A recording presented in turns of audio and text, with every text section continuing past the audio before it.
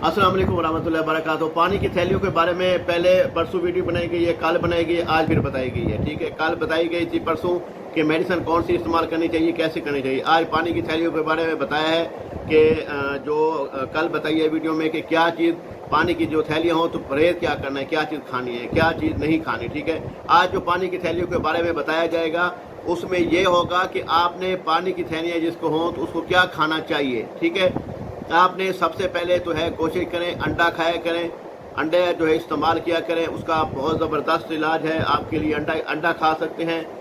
ठीक है, उसके बाद आप गाजरों का जूस पी सकते हैं, गन्ने का जूस पी सकते हैं। ठीक है, और जूसेस घर में सेब का जूस बनाकर पी सकते हैं, स्ट्रॉबेरी का जूस बनाकर पी सकते हैं। ठीक है, उसके बाद आपने कोशिश करनी है जो फ्रूट्स आपके पास होंगे अवेलेबल होंगे इस टाइम। ठीक है, अंगूर हो गया, अंगूर का जूस पी सकते हैं, अनार का जूस पी सकते हैं। ठीक है, ये आपने जूसेस का इस्तेमाल ज़्यादा करना है और कोशिश करनी है खाने में लाइट चीज़ें खानी है, ज़्यादा ठोस चीज़ें नहीं खानी। अपनी सेहत का बहुत ख्याल रखना है। इंशाअल्लाह ताला अगर ये परहेज़ करेंगी तो और साथ इलाज करेंगी तो इंशाअल्लाह ताला पानी की थैलियाँ मुकम्मल तौर पे बग़ैर ऑपरेशन के ख़त्म हो जाएंगी और फिर दोबारा नहीं होंगी। जज़ाकल्लाह खैर। आपने डॉक्टर नाई इलियास को इजाज़त दीजिए। मेरे चैनल को सब्सक्राइब कर लें, बेल का बटन दबा दें। अच्छी से अच्छी वीडियो लाता रहता हूँ, सारी मालूमात देता रहता हूँ। अगली वीडियो तक मिलेगी। अल्लाह हाफ़िज़। अस्सलाम वालेकुम वरहमतुल्लाहि वबरकातुहू।